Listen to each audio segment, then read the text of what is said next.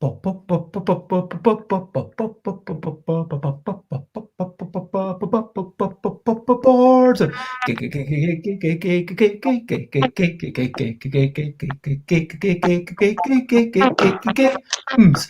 game. Board games, it's what I'm talking about. Board games, board games, I'm not gonna shout. We are starting off this streaming with a little bit of singing. And over here to this side of me is the person known as Tally. Tally is building a community with their game. It's a majesty. Board games is what we're talking about. Board games, I'm not gonna shout. And Tally has a pair of spectacles, and Tally has some receptacles. Tally has two eyes and a mouth.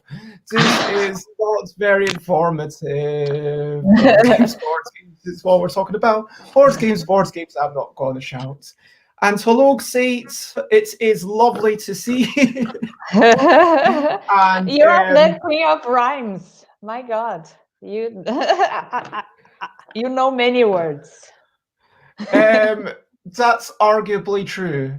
I mean, I definitely don't win at word games, or certainly I don't know if I'd win at rhyme off all the time. So hello, J Foolsguard. It is lovely to see you again. And Alan, it is lovely. Hi. Apparently, Sate agrees. So today, Yes. I am Bez. It is bedtime in some parts of the world, and we are blethering about board games. And today, we are blethering about building communities via gaming with Talita Rhein. And that is your name. Hello? Yes, Talita that's my name. But you can call me Tali. Yes, but not Mandy, because that's not your name.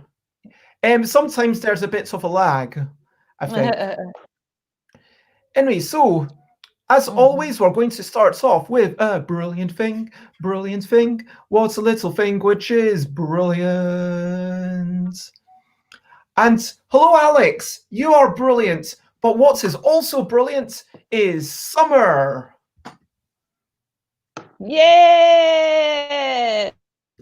And enjoying the heat, enjoying the warmth, enjoying the sun from a slightly higher angle, I guess. You know, there's lots of things to enjoy in summer. You know, some of the flowers in full bloom, and yeah. So, I love it.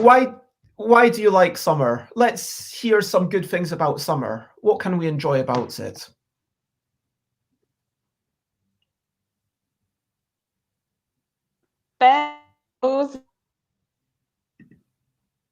What's happening? Oh, can you hear me?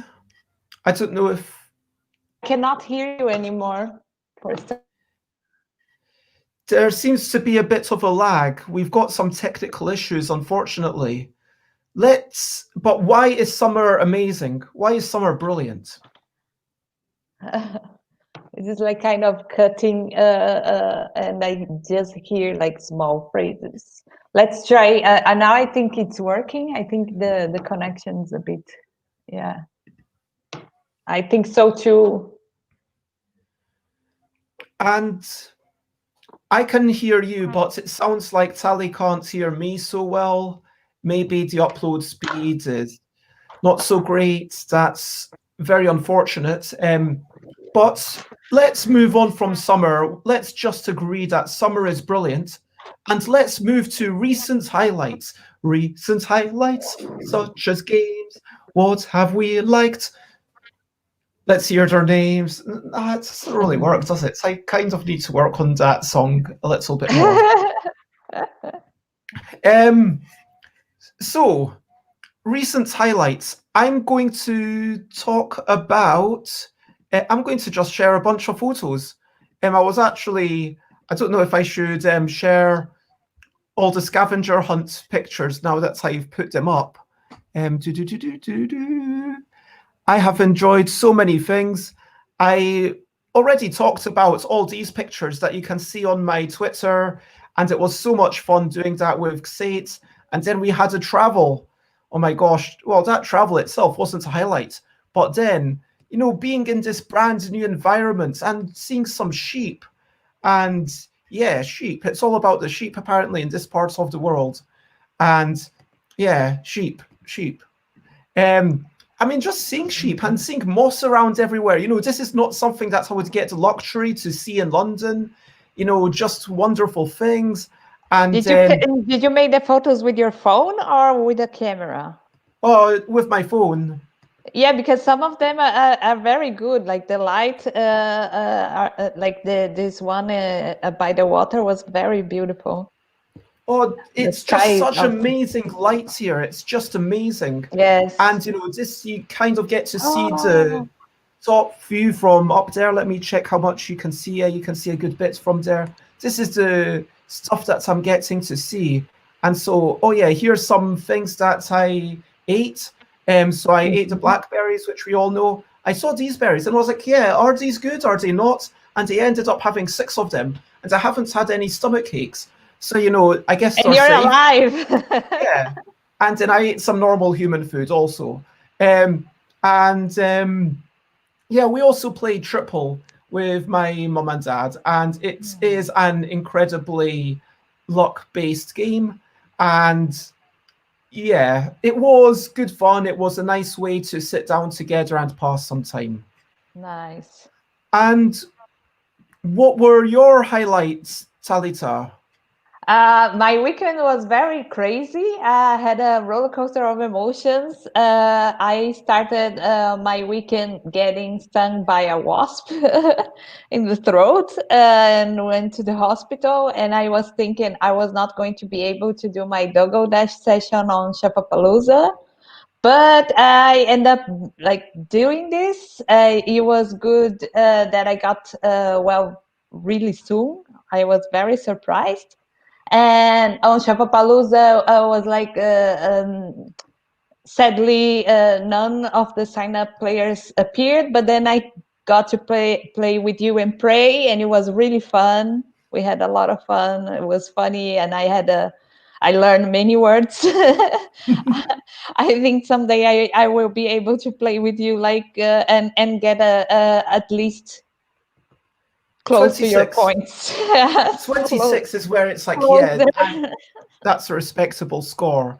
And so for those who don't know, this is Dogo Dash. That's Tally's game, and Tally's working on it.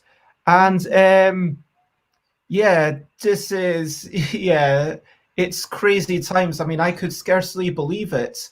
But hello, Javier. It's lovely to see you. Hi. And hello, Jeroen, who I believe is from Netherlands. Jeroen, I hope I'm saying it correctly. Anyway, so we've talked about our recent highlights. Feel free to share if you're watching. What is your recent highlight? I find it so lovely to kind of reflect on what I have enjoyed, because it's really easy to sometimes reflect on the negative. Do you know what I mean? And so kind of putting up pictures and writing it up kind of reminds me of the goodness of life. You do what works for you, of course. I'm not forcing anyone's hand. Now, you have been on once before, Tally. I think it was nearly like 3 or 4 months ago now. It's crazy. Yes. I've like to think how long I've been doing this. This is episode 137 apparently. And so, yeah, I guess that was about 3 months ago. And you have It was the number 44. It was your 44th stream. But still, that doesn't mean that you can escape the quick, questionable questions. Well, the questionably quick questions. Sorry, I keep getting it wrong. The questionably quick questions. And so anyone who's watching, feel free to chuck in some silly questions or serious questions or whatever you've got for Tally. So Tally, are you ready? Yes, I am. When did you wake up? 7:30 in the morning. What time is it right now? 11:10. Where are you exactly? At my place in Berlin, hopefully.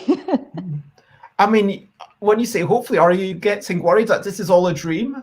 Yes. When I wake up early, I feel like I'm not actually awake. Have you had breakfast? Yes, I did. What did you eat? I ate boiled egg and muesli cereal. Interesting. I've never had that combination. I'd be curious. Okay. Iced coffee or hot tea? Hot tea. What's the last game that you played physically? Oh, physically. Oh my God. Try to win from Atkin Games. I bought on Kickstarter, and as soon as it came, I tested it. When was that? I think it was on Friday Oh, or Thursday. not Yes. too long ago.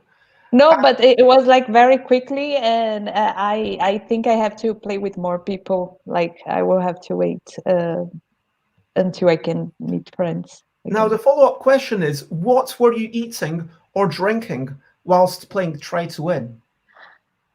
I was drinking sparkling water, but I wasn't eating. I avoid eating while dealing with cards. That's I fair. learned my lesson.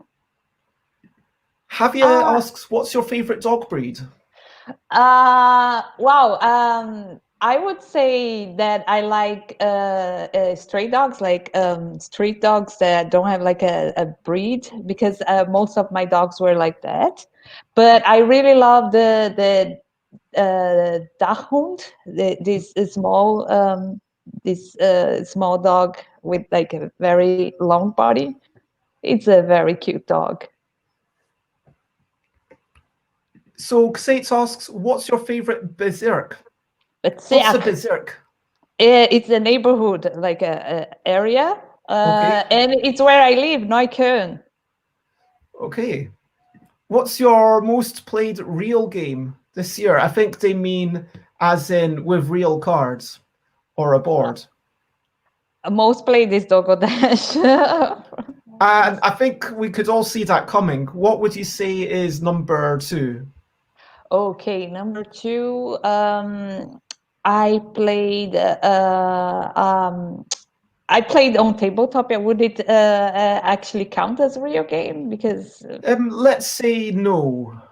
okay, so I was playing cards, just regular solitaire, blackjack, sometimes poker, but yeah, like not very adventurous. And we've got New Köln in 2000. Neukölln.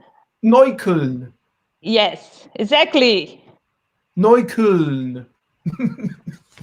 Okay, this is a show, as we all know, where We changed sides. Now you're here. yeah, we changed sides so that I put you up so that people can see you better when you're on the side.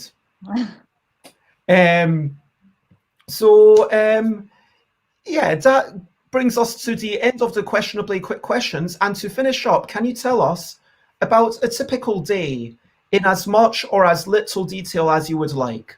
What is a typical day like for you right now?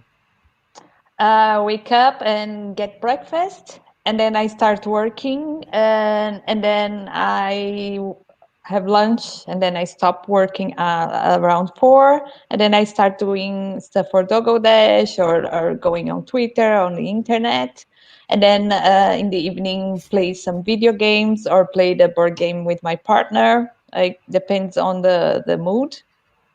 And then going to sleep after drinking an alcohol-free beer. So alcohol-free beer is normally your nighttime tipple. Yes, yeah. More during the morning, like mornings, it's hot tea, and then evenings, alcohol-free beer. Okay, and so yeah, that brings us to the main topic. I would like to remind everyone to comment, ask questions, follow. And what we're going to be talking about today is building communities via gaming. And the way I kind of saw this, I mean, let me know. Maybe you can give a 1 minute introduction. Oh, sorry about that. Games can bring people together for testing, making, talking about, and of course, playing these games. It and so can we make games in a way that focuses on this community building aspect? So, what do you think we'll cover in the next 45, 50 minutes?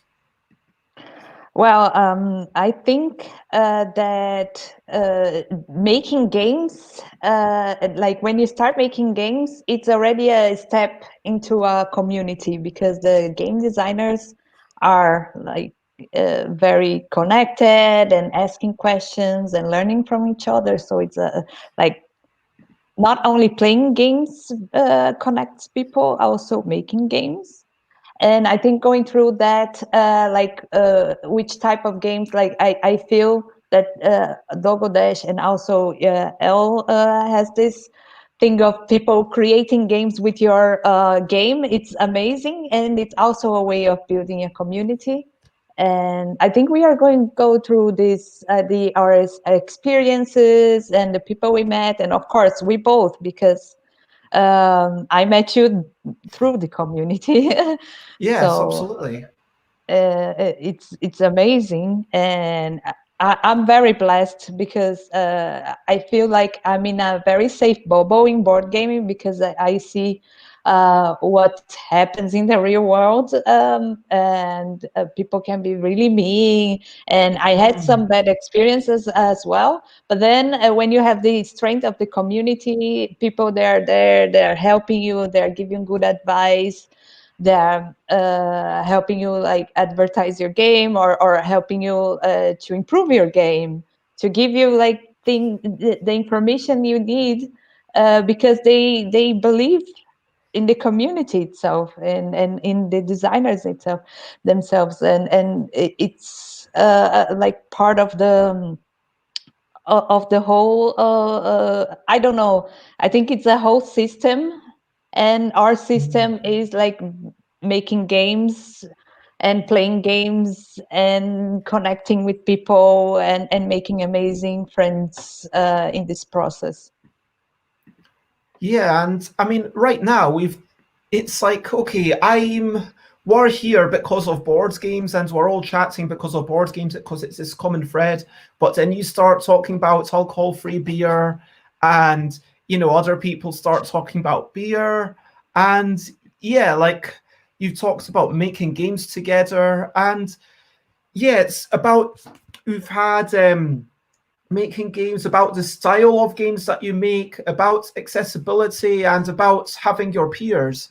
And, Xate and Alex potentially might have, yeah, they did work on at least one game together. I can reveal that for sure because I'm just double checking what I can say and what I can't say. But yeah, they worked on Actionable, which they worked on a game, and they had a lot of fun together. And again, like some of the games, like Xate was saying the other day, how Andrew's game, No Evil, it wasn't a good game, but it brought us together. Do you know what I mean? Because yeah, we forged connections. And Jeroen is saying that they started a board game group 3 years ago. Jeroen met many friends and tested a few games. Due to Corona, they still meet via the computer. The most joy comes from the party games. They give a really good memory that lasts longer than most evenings in the bar. And I think that's what we're getting at, that once you forge a connection, it's not just that moment that you're together. It's kind of something that resonates with you throughout time. And I think it's like the consequences, let's make a game together, and then more cool games or more not so cool games, but learning is always there. You learn how to like I don't know, like how to deal with people, how to introduce yourself, how to present yourself, how to present your game, how to be cool to people, and many different people from all different parts of the world. You improve a new language. Like I learned a lot of words playing games with you and Pray.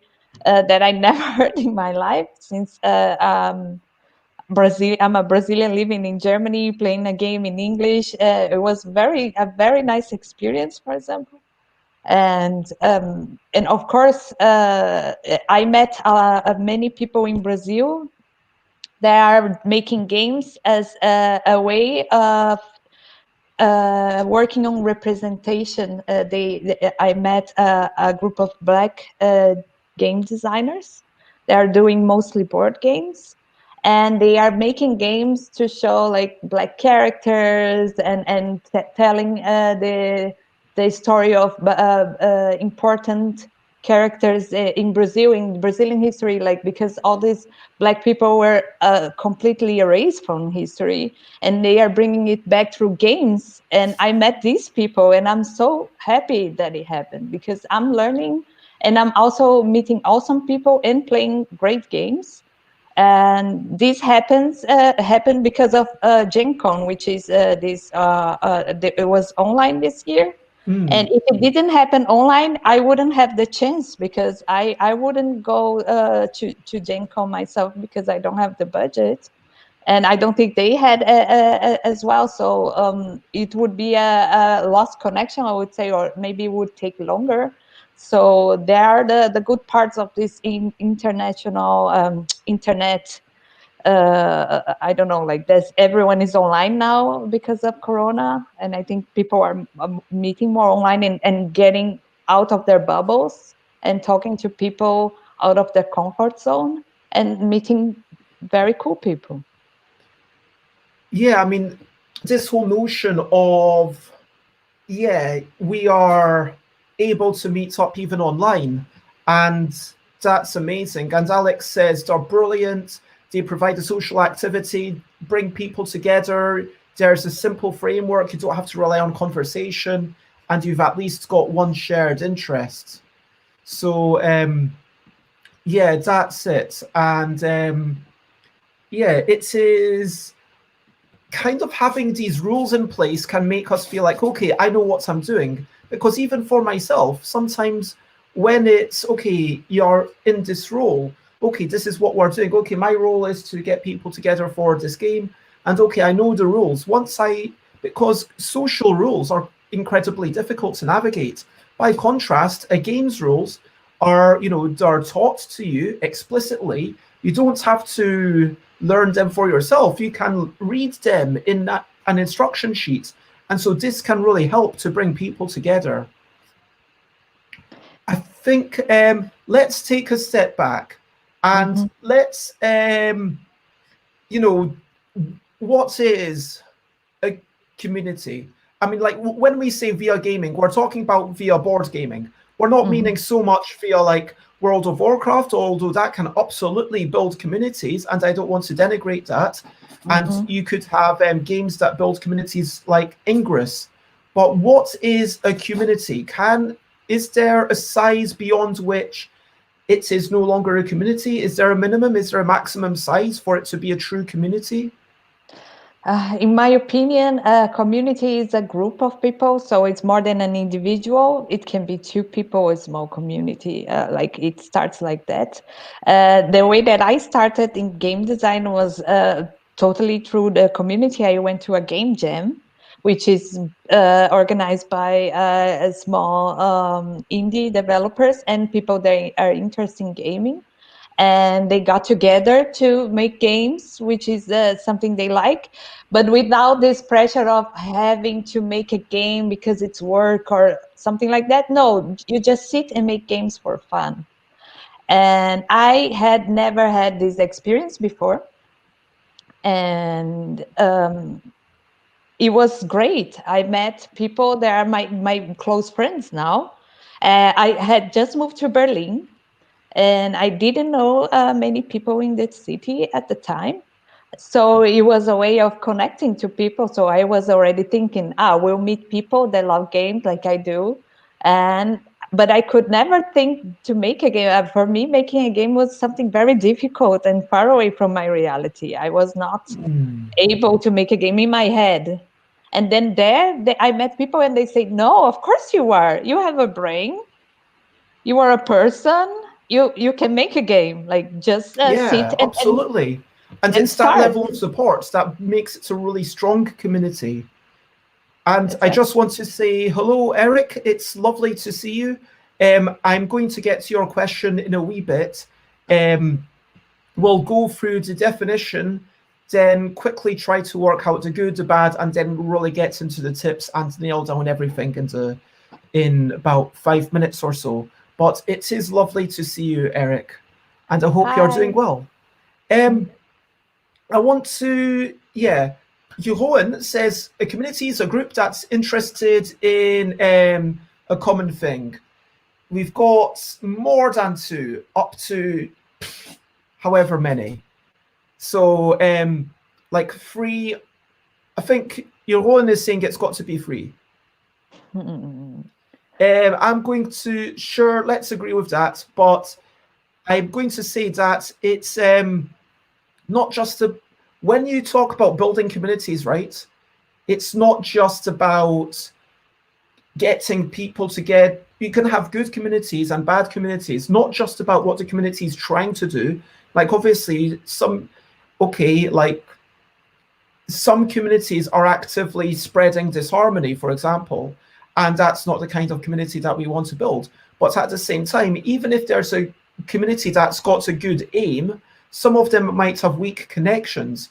So a community might be something where it says like, okay, let's have fun together, let's spread joy and kindness, but really they never communicate. And is that a community? Whereas once you have people who are really supporting each other, I feel like the more communication and the more you support each other and teach each other, the more of a real community it is. I don't know if you'd. I think it is like that. And for me, what happened is like first, people in the community said, "Yeah, you can make a game," and then they also gave me feedback to improve my idea. So it's not only to say, "Hey, you're doing great," blah blah blah.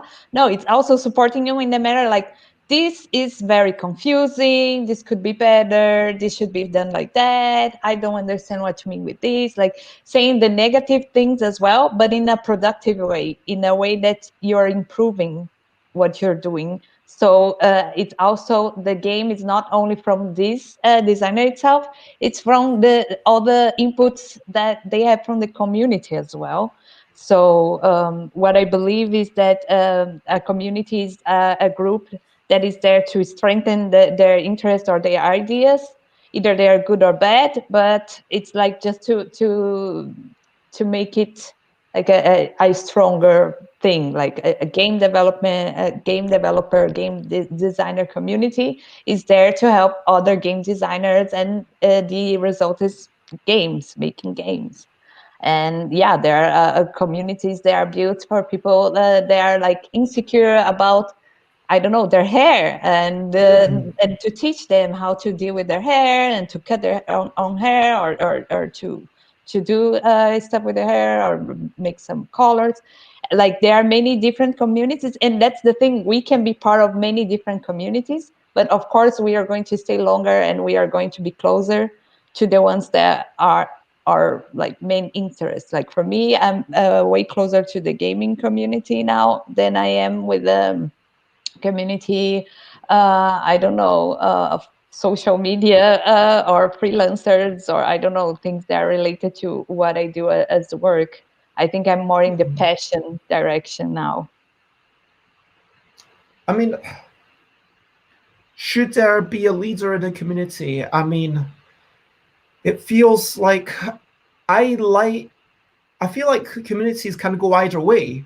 I mean, if the LDEC ever gets to the point where it's a community, and I think it's getting there, where I am having people who are watching the testable streams and who are, chatting about how their game went and potentially talking to other people and helping each other make these things.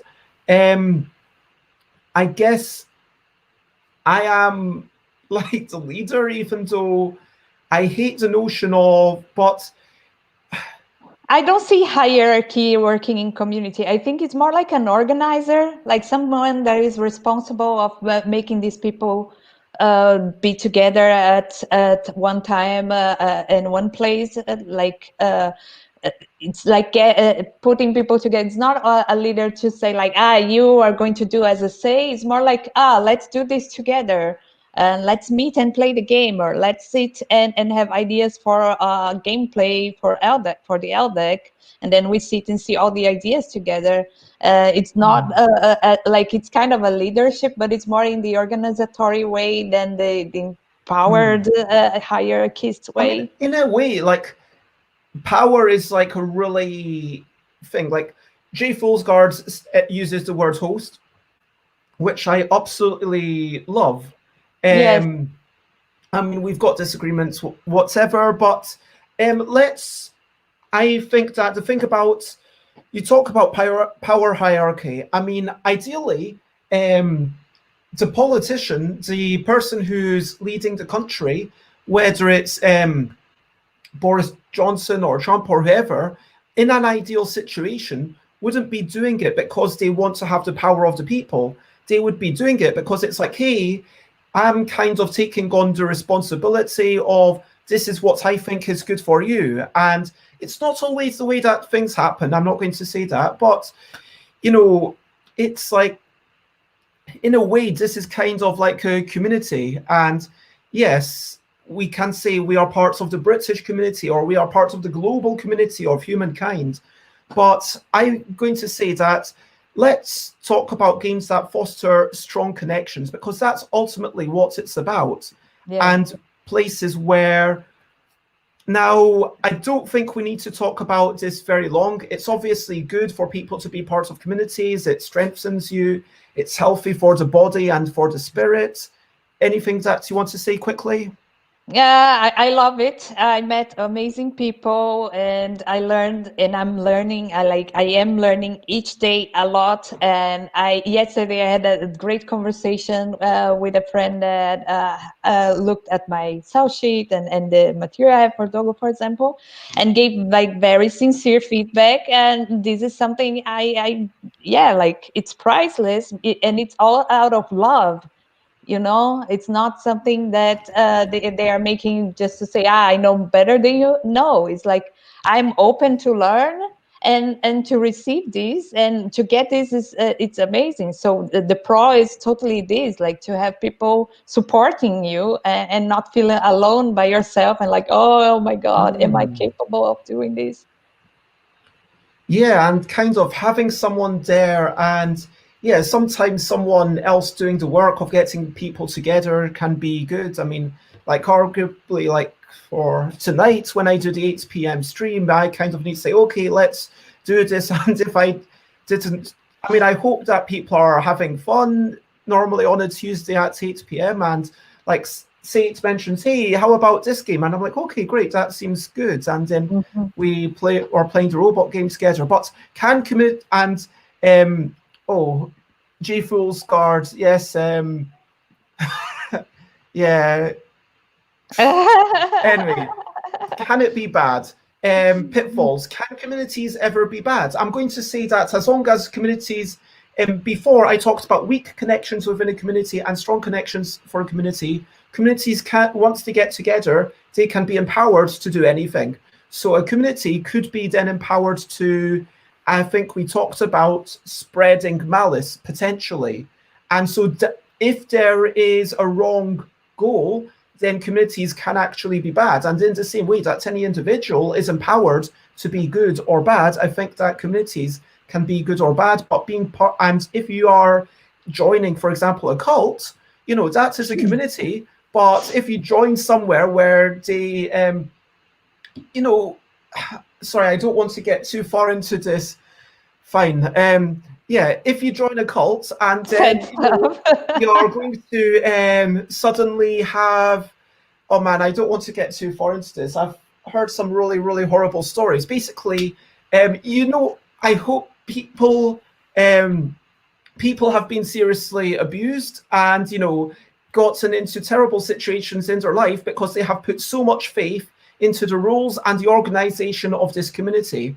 And so you need to make sure that the community has everyone's interests at heart. not just a small group of individuals, like some sort of pyramid scheme, if you know what I mean.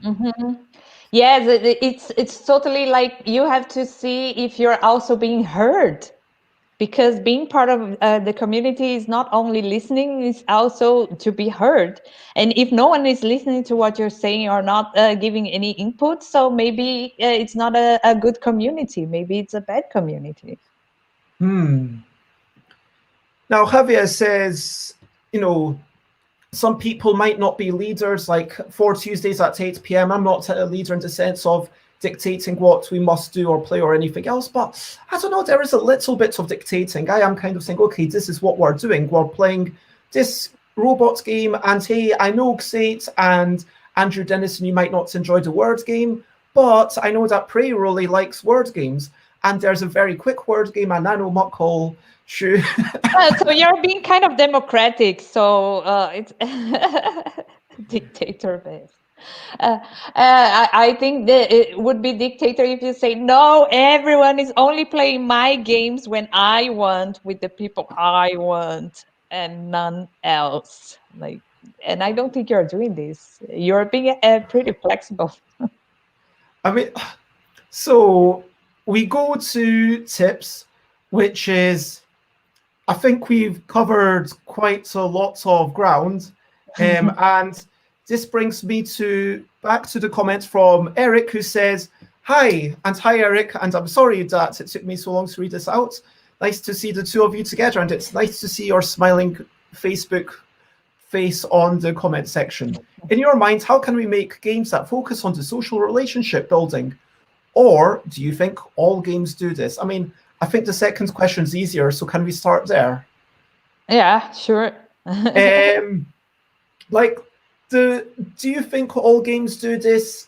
I am going to say that not every game focuses on it.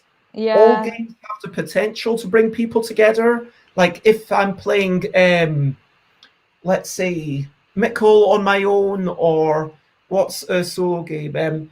Lux Eterna on my own. And then maybe I can say, oh, I got this score, and maybe I will post about it online. And then so it gives me something to talk about. So it can facilitate social relationship building, but inherently it's a solitary activity. And the focus is really on me enjoying what's going on in that game. And I think that when you play a game that you really love, even if it's a solo game, you will be talking about this game. And it's amazing when you find someone that also loves the game that you love. And maybe they play a little bit different than you, and you have like experience to share. And then you begin a new community just because you all love this special game that is actually a solo game. So I think all games are some kind promoters of community, but yes, some are more actively promoting communities, like party games, interactive games, because then you are kind of obligated to interact. And if you love the game, you're going to play the game with all your friends. So yeah, I love this aspect of gaming, because even if you are like a very introvert, or you're not very active socially, you have this subject there, like you have this interest, and this is something you share with other people. yeah, and Alex draws a really nice parallel between watching films, this notion of being alone together, as it's been called in some places, and when you're, frankly, it's almost like on Twitch. Like right now, the amount of actual talking, I mean, it's very much, we're talking much more, but you're talking less. And but then you kind of know that people are there, and you can discuss it afterwards. But I guess you discuss a solo game or a thing more. I mean, Jeroen says playing a character might help you overcome your own problems. I assume Jeroen means LARP, live action role playing. And yeah, so I think we've got a couple of things here. Firstly, building those stories. So if you've got um,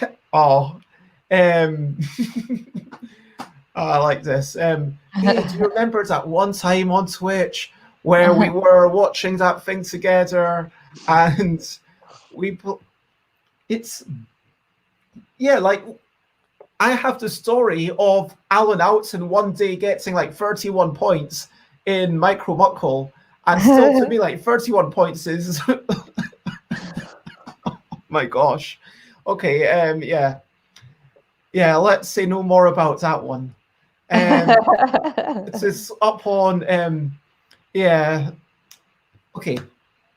Yeah, that whole thing was to separate hopes and expectations, to love other people and show your love, and also to reduce my ego.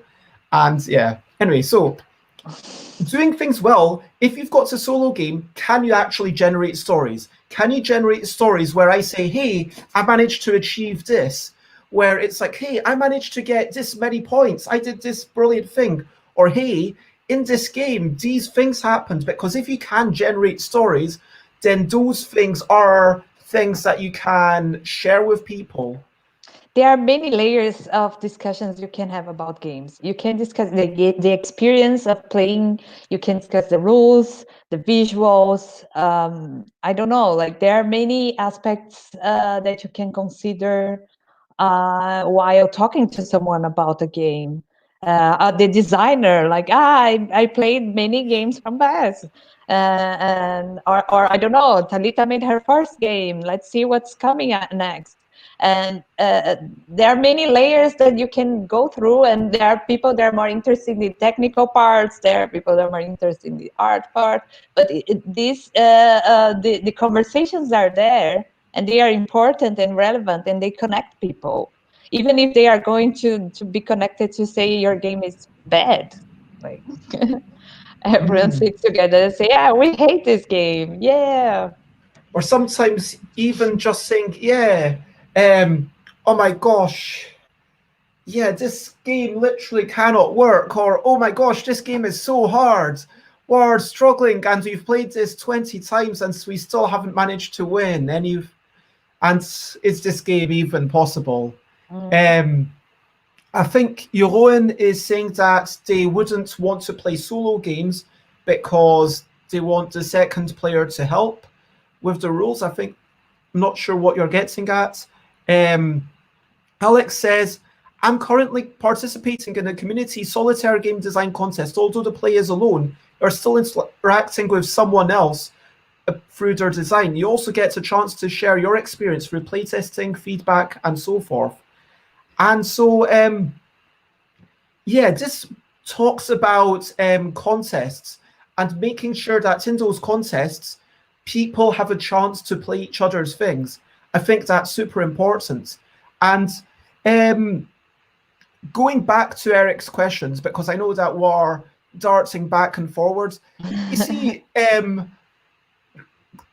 Just Say talked about how I'm really structured today. The only reason that I'm structured is because otherwise it goes totally off the rails. If I want any chance of finishing up in 75 minutes, which I'm apparently aiming for, then got to be a bit more structured.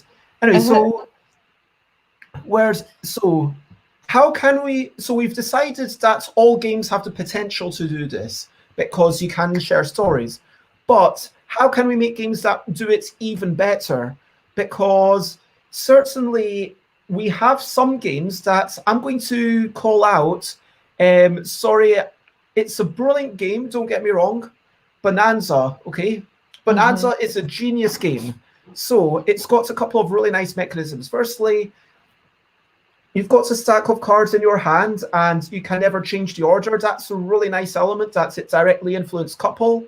And then with not being able to change the order, you've got to trade things. And sometimes you've got something that if you don't trade it away, it'll mess you up. So you're like, hey, I need to give this away. And so that forces you to trade the things around the table. Now, it depends how much are people able to understand mechanisms. Because let's say you've got a whole bunch of non-gamers who are used to playing stuff like Say Anything or potentially taboo might be like about the upper limit of the board game that they play.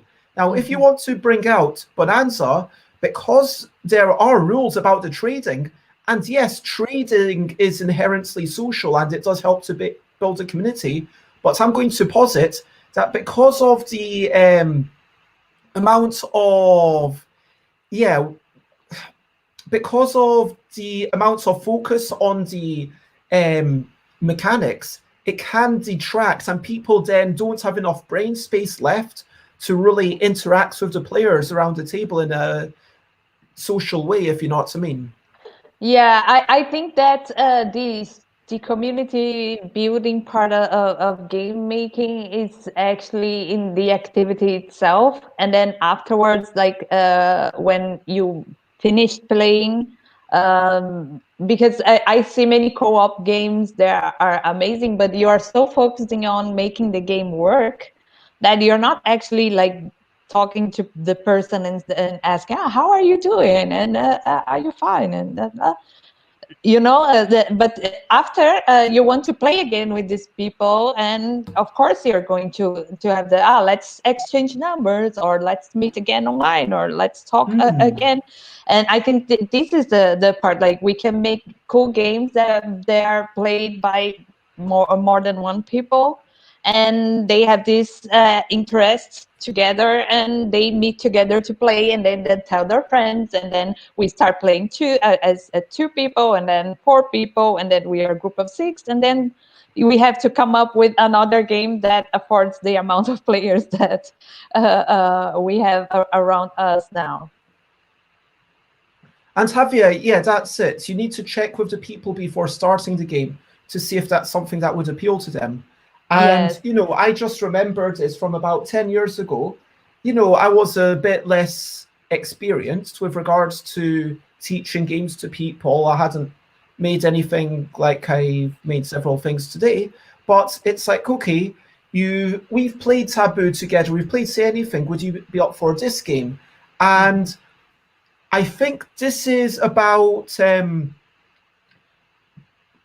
choosing, I guess, a complexity that is low enough that it still allows people to have some focus on each other. For example, if I were to play, Scythe, for example, with Xate in real life, I've only played it the once. Yeah. And so I would have to be retaught the rules and everything, but it would be like, okay, you teach me the rules, and then sure. I thought, did you not say it was best with like 3 people, like maybe Judith can come over or something? But like the point is that you teach me the rules, I'm going to kind of be like, okay, I understand what worker placements is. Of course I do. I understand what going into a territory and how you turn resources into a different thing. And, there's multipliers and stuff.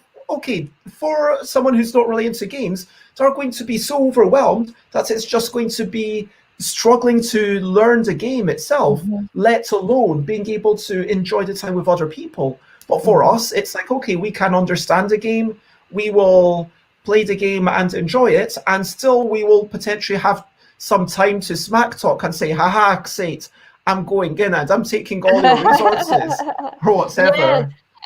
You have to see the group, you have to read the room, of course. If you're around people that are very competitive. Sorry, Terra Mystica. yeah, a friendly group inviting a newcomer to play a game, and the game was Terra Mystica. I mean, if someone has played a lot of games online or whatever, then sure, you need to be mindful of those people, don't you? That's it. Like, I mean, building communities, ultimately it's about empathy. Yeah, so you have to know if the person is open to it. Yeah. And hi, Ross. And this is another thing, yeah, with resource smack talk, like maybe other people aren't okay with that level of smack talk. Sorry, I'm just laughing. I have 3 5 strength cards and nothing to lose. I'm going to take your resources. But maybe in one game people are okay with the smack talk, maybe in another game there's like someone who's going to be offended by that. Yeah. Like Well, by Dogo Dash, it's normal. It's like a kind of mandatory. You have to, because it is like how the interaction works. It's kind of like being very competitive and a little bit of bully, but very in a peaceful way, in a cute way. And I think some games are more like, I don't know, like for fitting for people that are not in the mood of interactions or great interactions, just playing the game and having fun there. and so yeah, let's yeah, just Alex is saying that you need to be mindful. I mean, I guess that's what it is all about. Oh, Eric makes a really good point. The mind, it makes you really focus on the players because it's all about how long do you wait. And I was going to upload a comic to Instagram, but then my Instagram crashed, and then I didn't remember to do it. So I might do it after this stream. But anyway, so I drew a comic based on the mind. Eric loves how the mind makes you focus on the players, but still forces you to be quiet. I have gotten goosebumps from that game. I think that one game has made me some tight friends. Yeah, this is a community building by gaming. I think it's not only during the game, it's what you do before and after. And of course, community is about people, and yeah, people are very particular, and empathy is a very special and very important element in a community. Of course, there are communities that don't work with empathy, but they are full of toxic people, and it's not the communities I'm talking about. I'm talking about the good communities. They are like people that are struggling. I love that all podcasts about game design that I hear, they talk about like designer burnout or imposter syndrome or things that that I had and many other people have, and it's good to hear the other experience, how they got better or how they overcome this and move on. And since I'm a beginner in this journey, the community is a very, very important element in my life, like particularly. I don't know, each person has a special relationship with the community. My relationship is like, it's very important. I need the community. And I think what you're really talking about there is being able to relate to the other people, being able to share the stories to say, hey, you're not alone. You're not the only one who feels this way. Maybe it's, hey, you're not the only one with these issues of imposter syndrome, or hey, you're not the only one feeling uncomfortable about X or Y, which leads you to potentially, we might admit, we have unhealthy behavior, Z or theta. And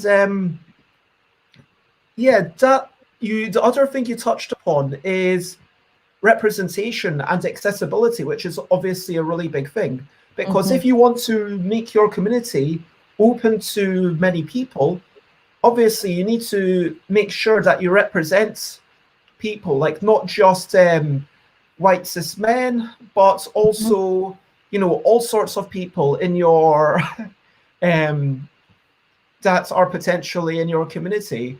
You want to represent like you get what I mean. I mean, do we need to say anything more about that? I think that I'm very lucky. I met many designers that are working actively in adding representation in their games. And I think this is a very important subject. And I love that it's getting the attention it deserves. And I am an advocate of representation. I worked on my game to make this as representative as possible for every kind of representation. And I love when people write me on Instagram and say, I love your game. It has the pride flag behind the cards. It's the rainbow. but it's also the pride flag, because the pride flag is the rainbow, and non-binary character, and there are many cute characters that are pop references, and like it's so good to know that people feel represented by something that you are doing, and people enjoy it. It's a very curious feeling. I never had this before in my life, and I'm enjoying it, and I really want to make a good work. And the community is essential. Without the community, I couldn't get where I got. I couldn't make a game as representative and as fun and as cute without the community. So and not only the game designer community, the board game community, the queer community, especially here in Berlin, they are great supporters. I have nights before Corona that I was going to clubs and to bars and playing Dogo Dash with drag queens. It was amazing. So yeah, like I love it. So it gets me emotional because I'm very social. So I was like immigrant, not speaking the language, very insecure. And then through gaming, I got many friends. I made a game.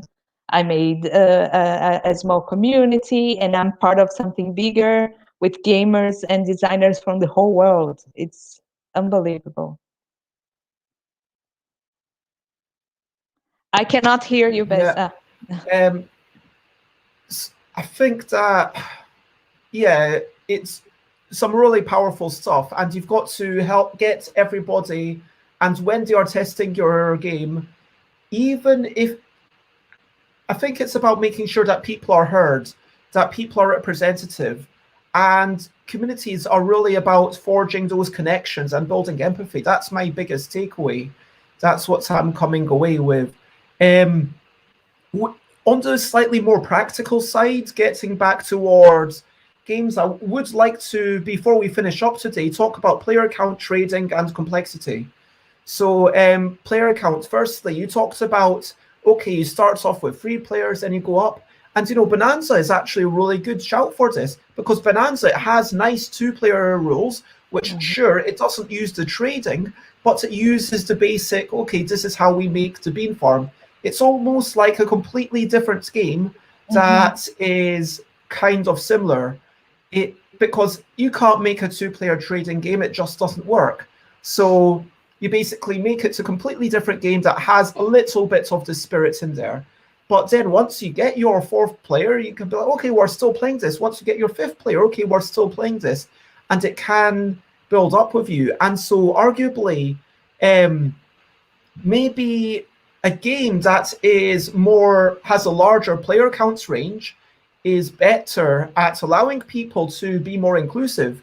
Because let's say okay, this brings me back to QE, which I've talked about a lot. The original version, 4 players were playing it in the bar, and player number 5 turns up. What do I say? I say, okay, you 2 can team up and play as 1 player, or I say, sorry, you can't play. This is for 4 players. And then if people are teaming up, they need to know each other very well to make it a good experience for them. But if it's a game that can go up to 5 players, then player number 5, well, you can still join in. And so, in a way, having that more flexible player count, even if it's not an ideal number, I mean, I would say personally, tell me, for those, like, I feel like Kitty Cataclysm, it's ideal at 3 or 4. That's what I personally believe. But, the fact that you can play it with 5 means that, yeah, sure, I might play it with 5. I tested it quite a bit with 5. Just to make sure that it's not too slow. And yeah, it allows people to still get it going in those situations. Do you know what I mean? Yeah, I think the game being able to be played, it's a different experience of having the most fun with the game. With Dogo Dash, I think ideally 3 to 4 players is the best setup, but I added to like 2 to 5 players, because 2 players, if you are like only with your partner or with your kid, or I don't know, like you're able to play the game. And with 5 people, it's a lot of chaos and a lot of interaction. it's not the most fun because it's one player is going to get the most points and some players are going to get none, but you still can play the game and you still can have fun. You still can kind of feel the spirit of the game. But the player count, I think the most flexible possible, like this should be possible for many different people to play the game. Like of course there are games that are not made for it, but I think it's something that you have to consider when you want to make a community building game or a interactive game. Javier talks about the premises, which I wasn't going to mention, but yeah, this is when you're being a game club organizer. So Javier used to play on a pub and had a whole first floor reserved. Then they moved into a space of their own on the ground floor, which is wheelchair accessible, and that meant that someone who couldn't attend before now can attend. And so thinking about, okay, is this player wheelchair accessible? Does it have non-gender toilets? Because honestly, that can be a source of anxiety for some people. Like, you know, if you are not a cis person, then, you know, sometimes it's like you don't feel comfortable going into, it's just like another little thing that you have to deal with. Do you know what I mean? Yeah, I usually go to queer bars and I'm usually not looking at signs for toilets, but I'm a cis person, so I don't have to mind this. But I understand totally. I think internet is good because it's also it's also making possible for many different people with disabilities or anything. People there are able to play from whenever or wherever they are without huge problems, or they just need an internet connection and people to play with. So this is great. And in person, I think accessibility, it's a very special point. For Dogo Dash, for example, we don't have adaptation for colorblind people yet, but it's something that we have in mind because it's important that everyone can read and see the game as it is. And I hope we can get to a point that we are able to do a special deck as well. But of course, for internet, it's something that we are working on already. Like we are considering, like would this be like super possible for blind people as well, like people that could actually see the card by touching them, like to know the name of the card, so they were also actually able to play. Like I wish I could make this the most accessible game possible, but it's something that is to consider, and I'm very glad there are people thinking about it and working on it and developing technologies to make games more accessible. Yeah, I mean, definitely there are costs involved with all these things. Like, if I make my game cheaper, it is more financially accessible, but can I afford to do that? If I make my game, you know, all the counters different shapes, or on the cards I have braille or whatever, can I afford to do that? That's a massive increase in cost.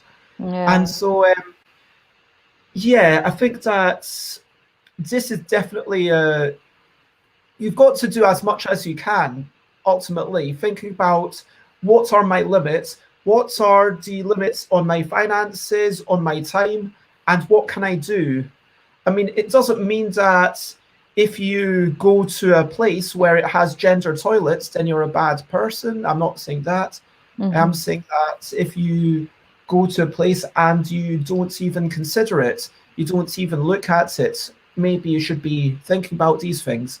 And if you're, I mean, from the notion of a club organizer, it's completely different to the notion of a game developer. And, you know, I remember one time I went somewhere, we played Blood on the Clock Tower, and someone suggested that, that was not a good game for the club. because the issue there was that it kind of dominated the room, especially because Blood on the Clock Tower, it encourages people to walk around. People aren't just sitting in their own situation like you might be doing during Werewolf. You've got a lot more, okay, we'll walk around, go to here, have little groups. And so it was kind of almost being a nuisance to the other people who were playing Tiny Towns or whatever. And then I played a game of Blood on the Clock Tower, and then it was afterwards that the person said, yeah, for this reason, and this reason, I've decided that we're going to have some strong rules about social deduction games. And certainly maybe they only get played after this certain time when people are not so bothered or not kind of teaching games. We don't want to be disruptive. And so you need to think about what else is going on in your environment. But broadly speaking, it strikes me that the higher the maximum player count, the more a single game is able to build a community. Because let's say I have 8 people to my house, which I've not had for February. When was that? Anyway, I've not had for like more than half a year. So, but it's nice to have 8 people and sometimes even 9 people or 10 people playing one game, whether that's like, okay, we can play 8 people and play like a serious cutthroat game of Tifa, where we're like talking about how much money we're going to take from each other, or, you know, maybe we play, you know, if there's 10 of us, we might end up playing Giftable or something like that. We'd normally play Phrasal back in the day, but now I'd maybe, and so, oh, I hope you enjoyed Tifa. Javier says, making newcomers feel welcome is key. For this reason, we always start our sessions with a big game of codenames or wavelength, because they're easy to teach and there's no limit on player count, and everyone can jump in and out at any time. After those first 25 minutes, we split into smaller groups. For what it's worth, attendance to our gaming group varies between 7 and 30 people per session. Wow. That's a big variance. So I think that sounds like you're doing a great job there, Javier. I can't remember where Javier lives, but I feel like I should know this. Feel free to tell me privately or publicly. But and one of Alex's local game groups started shifting more and more into social deduction games, to the point where people who don't enjoy that style of game felt excluded and stopped coming, then furthering the shift. And wants to go to Javier's game group. I mean, I think this is a really nice thing. And I think that when I look back on the golden age, as I would think of it, of London on Board, where there was only one location, now it's kind of gotten too big that sometimes it's split across 2 locations. So it doesn't feel like a community anymore because people aren't coming to one single location. Maybe that's something that you need for a community, to have some touch point. Everyone did this one thing. If I go to Tabletop Tuesday, there's always a focus. Oh, Javier lives in Cambridge. Oh yeah, that's right. Grand City, I believe that's also where Matthew Dunstan and Brett Gilbert used to live and set up the playtest group over there back in the heyday of Playtest UK. But anyway, I'm sorry for, I'm aware I'm speaking a lot, Sally, sorry about this. Yeah, firstly, looking at London on Board, back in the day, it was like, okay, we'll have someone on a table playing some introduction games, and then everyone who comes through the door who hasn't been there before, they can jump into the introduction games. So it might be something like Galapagos, which plays, I think, 2 up to 8 or something, which is more than you ever really need. And then it's like, okay, we'll play this game, and once you've played a couple of games, which maybe last 5 minutes each, now here are some people, and here's what kinds of games do you like? Okay, now we got an idea of what kind of complexity you're comfortable with. Now you can, if you want really complex train games, well, there's the 18XX group. They'll be starting in about 5 minutes. You better rush. Or if you like midweight Euro games, hey, there's someone playing Lewis and Clark, join them. And it takes someone who kind of understands all the games that are being there to help guide people, if you know what I mean. But I think that having that touching point where on Tabletop Tuesday, everyone who used to go back in the day, when I say back in the day, I mean like 6 or 7 months ago. Yeah, so it would be like, okay, this is the focus game of this week. And if you play this game, you will stand a chance of actually winning it. And so that meant that everyone would get together. Sometimes you'd have strangers at the same table playing it. Sometimes, even if you play it separately, you'd be like, oh, what did you think of that game? Oh, I quite liked it. Oh, I quite liked it too. Or, oh, I didn't like it so much. I felt like this bit was a bit bad. And the other person, yeah, I could see what you mean, but I like that part. Then you kind of have that communication. It's that touching point. Yeah. I think I had this in Berlin a little bit, going to board game bars. They have each day of the week, there's a different bar, there's something going on. And it was very cool to see the different kinds of games that people were playing, and to be able to meet new people and talk about what they're doing, what they're playing, where they're from, blah, blah, blah. And this like after the pandemic, this kind of like the people they are still playing, but with the smaller groups now, because the big group is not there anymore, because we are not meeting there. But the thing is, I see that, and I have contact with the people that I was most in touch there, but it's not the whole community there. It's kind of broken, but it's still there. Like when we can meet again in the bar, I'm sure they're all coming back and new people are coming, and this is going to work again. But it starts pretty small, so before like it gets to the amount of people that you can separate in different groups, you kind of have to talk to the small group you have there and see, okay, what do you like to play, like what because usually what I'm saying, for the example of Berlin, we are in a bar that they have like thousands of games, so it's going to be a game that everyone is going to be able to play, and it's going to have fun. Like it's not that we are limited on it. The amazingness of the gaming is that there are no limits. The creativity goes like beyond the roof. So people can play any kind of game, and at start, and like start with a small, like very quick game, and then say, okay, I'm in for a 8 hours run now, whatever. And then you find people that are interested, and then you are all together for 8 hours playing a game. Amazing. And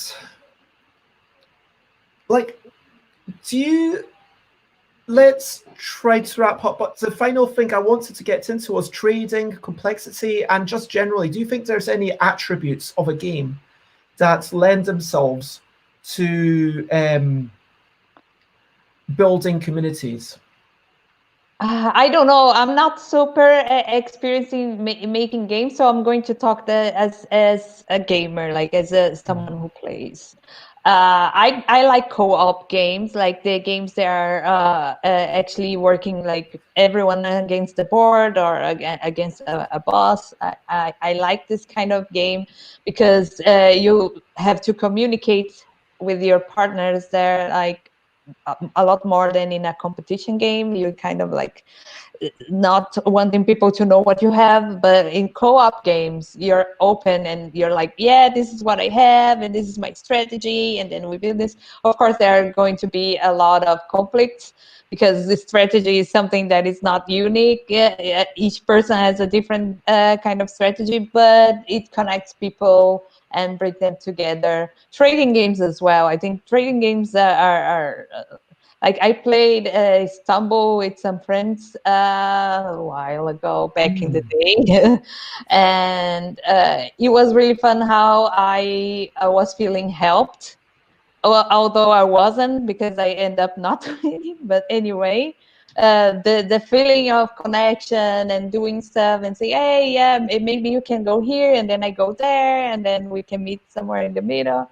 I feel it's this kind of games have this community aspect more like latent, and than other games. But this is just my opinion as an inexperienced game designer. No, I mean, A lot of these things, I mean, and I'm going to reiterate this, especially with some of the more sensitive subjects that are coming on down the line. This is not to say that we are authorities on this subject. This is just kind of, hopefully, during this conversation, there's been something that has been shared that you might not have thought of. And Javier has a lot of experience running a group and says that when running a group, another important thing is that after you start playing something, always keep an eye out for new people coming who are walking around looking lost. Basically, make sure that you notice them, because it's not nice if you don't get acknowledged. And I guess running on from that, if someone comes up, you need to say, hey, this is what we're doing, let me catch you up, and we're going to be done in about this amount of time, or let them know that they matter. Yeah, the mean girls thing, you cannot sit with us. This is not cool. Like I am totally the one that said, hey, come sit here, come talk to me. I can show you my game, or I can play your game. I don't know, like I'm very communicative, so I never had this problem of feeling left out, because I kind of impose myself and say, hey, what you're doing? Hey, can I play?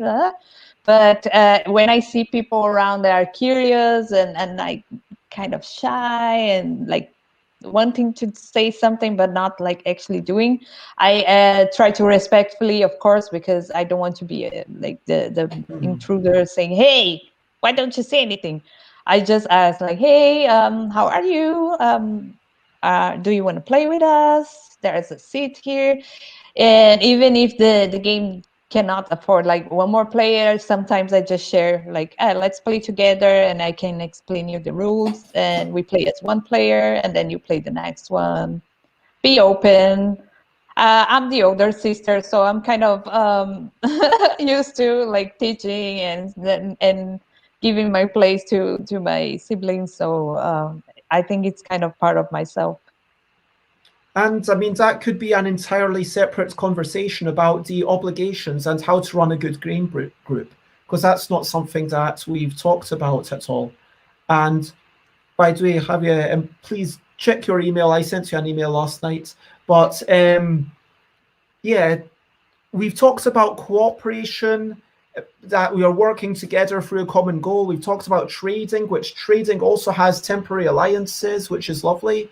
I wanted to touch upon, carrying on about mechanisms, about take that versus zero interaction games, because a highly take that game, for example, Kitty Cataclysm or I'm the Boss, compare it to something that's lower on interaction, like let's say, a zero interaction game would be something like Micro Muckle, which you played the other day, where we literally have no way of doing anything to anyone else, but what we can do is we can say, oh, that's what you're making, and that's what I'm making.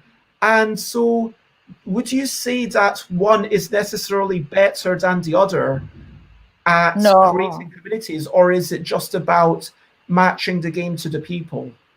No, I think it's matching the game to the people. It's like see what people are interested in playing and playing together. The activity itself, it's already a way of building a community, and of course, being nice to the other players and having this thinking of like even if the game is not a co-op or a trade game, like it's not a party game interactive. People are people, and the game is about fun, and you can share your experience even if they are not super positive, but you can say, I was frustrated because I only get one word when I was writing. And I feel like I don't know any words, and then you say, no, hey, maybe you can check this website, has like a very cool tips for smaller words, or a synonym on a dictionary. I don't know, like there's always ways of feeling included, or include people in your group. And so I think that kind of feels like we've gotten to the end of the conversation, that it really is about this empathy, about picking the correct game. I mean, we've talked about getting stung in the neck, which I'm sorry that you had to go through that, and I'm so happy In the that throat, it was inside. That's the problem. I went to the hospital because I was talking, and then the wasp came inside my mouth, and I was like, Oh, inside! Oh my gosh! I thought you when no, you it said was in the throat, I inside. thought you meant it. Oh my No, it was gosh! inside. And then I had to spit it out and go to the hospital and a lot of trauma. But then I survived and I'm here and my tongue is perfect. So yeah, thank you, science. And yeah, it was very crazy. I have this to talk to tell my future generations. Like, yeah, that one time I ate a wasp and I had to go to the hospital.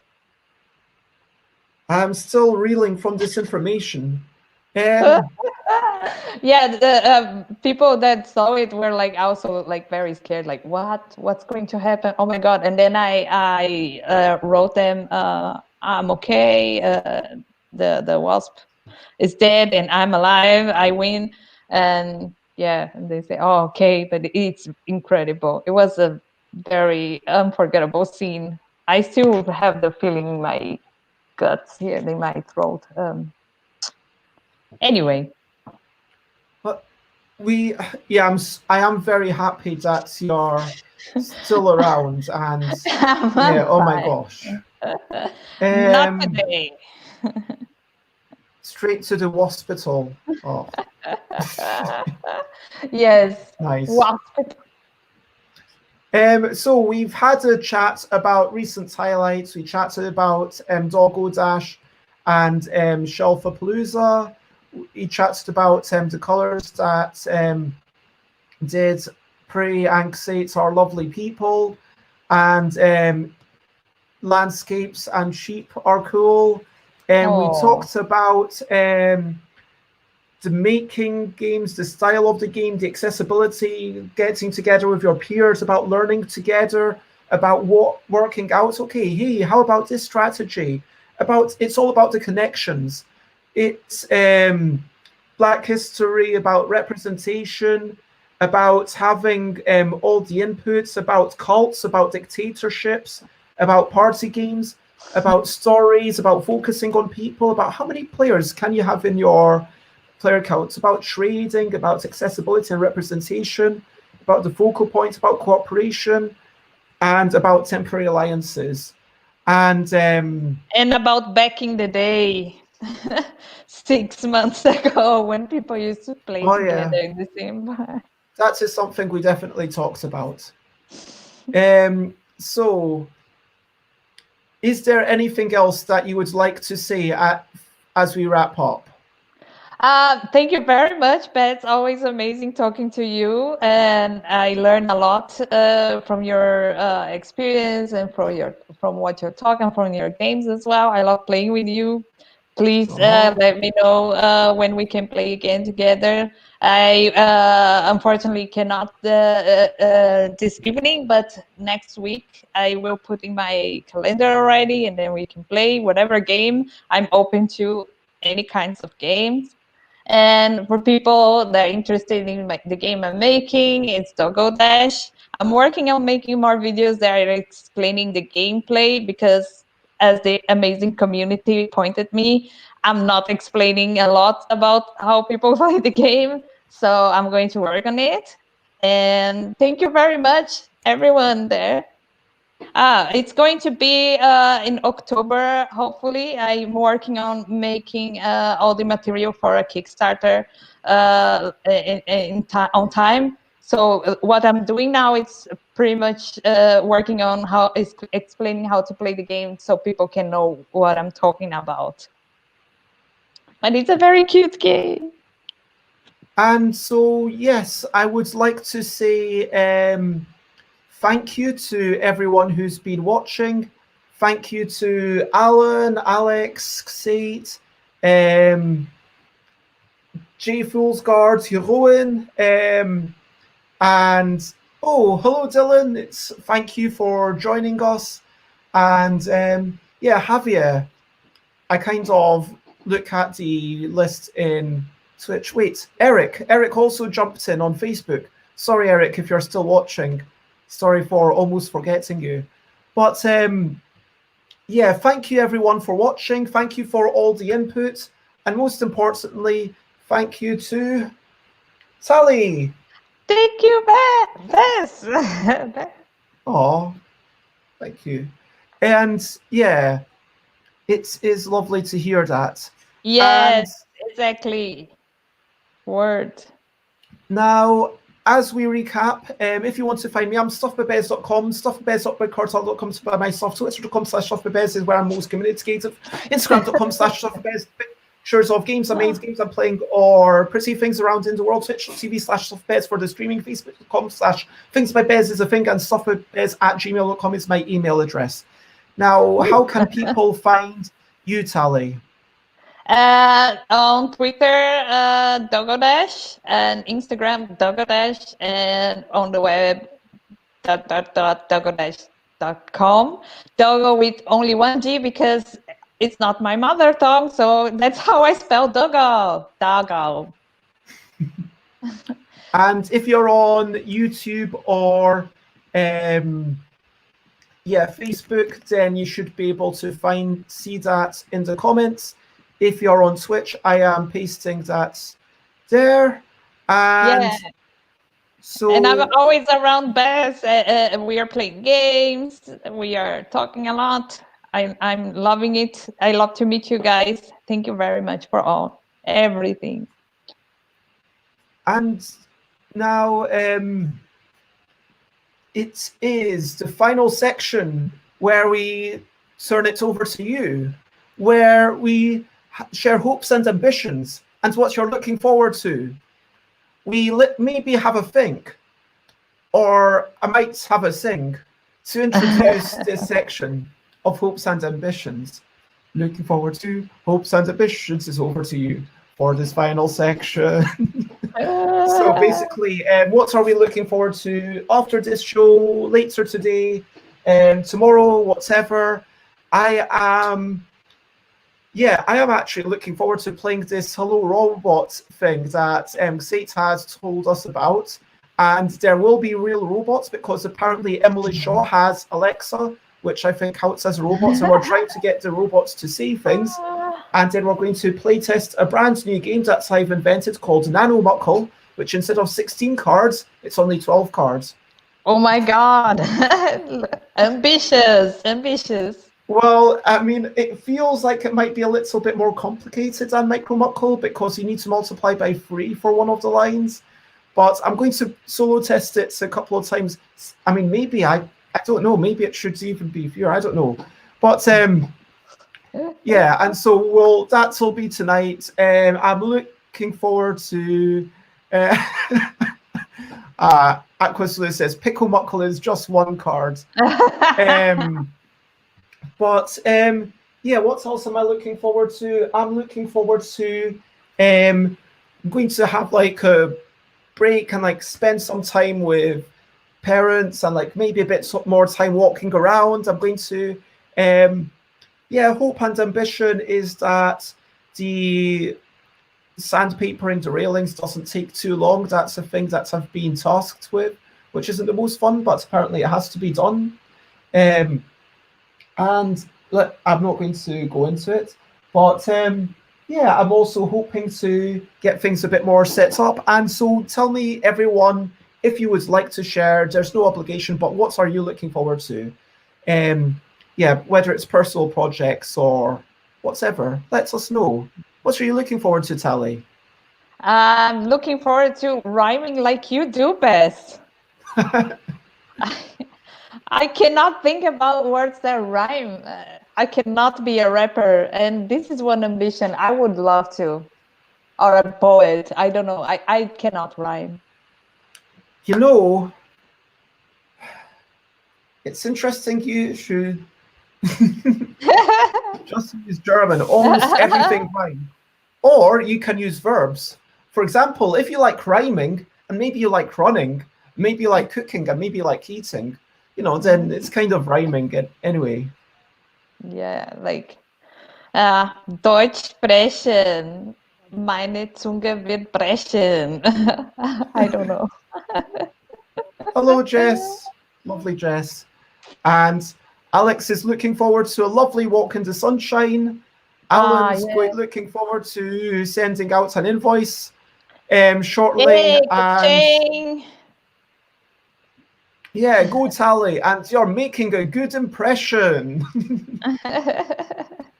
You can have multilingual rhymes. That's next level. But you are narrowing your audience a little bit because then they need to speak both languages to know what you're even talking about. Yeah, I will start with Portuguese then. Darf, ich bitte meine Jacke ausziehen. Ausziehen. Yeah, What does that mean? Take out the jacket. I thought, wait, is Jacke spelt with a Y or with a J? No, it's with a J. Okay. But you say Jacke. Like that's how I understand it. Maybe it's Jacke a word. I don't know. Well, yes. I mean, it's still pretty good going. I mean, given that Jess does live in Thailand and there's not that much chance of them using the German. I mean, there's more chance of me using the German, to be fair. So. And me, of course. I have to. Yeah, I mean, I would expect your German to be better than mine. I want to say, yes, please share, spread the word. And I now have a link.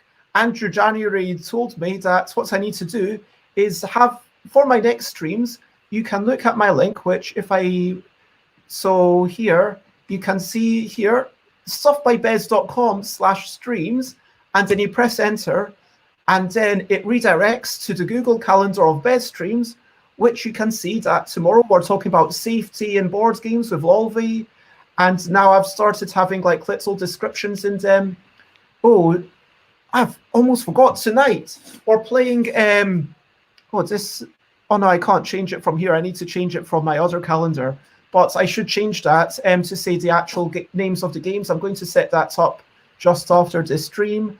And so we are playing, what's the robots game name again? Can you remind me? Hey Robot. It's called Hey Robots, isn't it?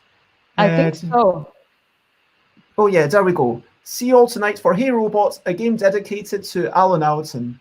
And so, yeah, and then that's going to be tonight.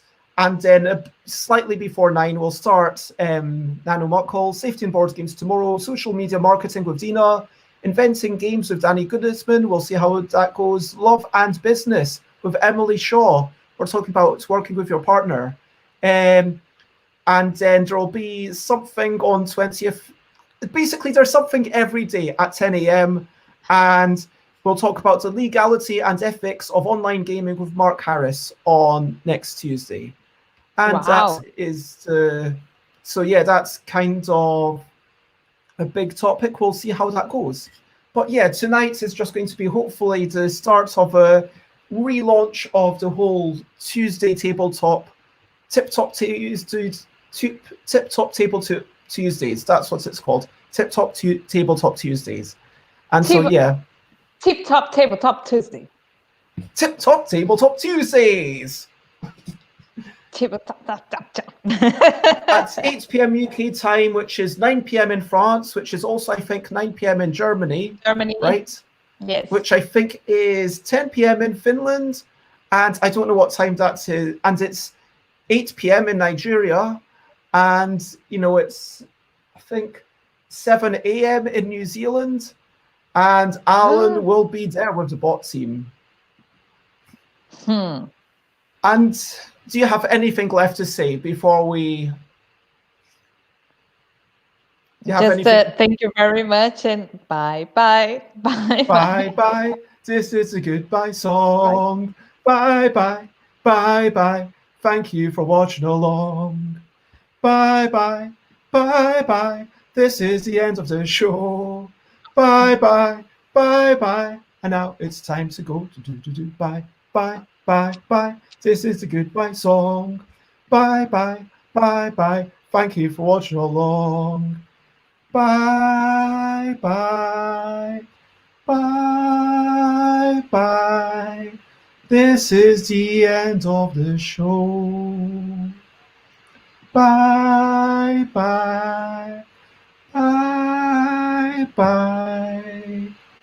And now it's time to go.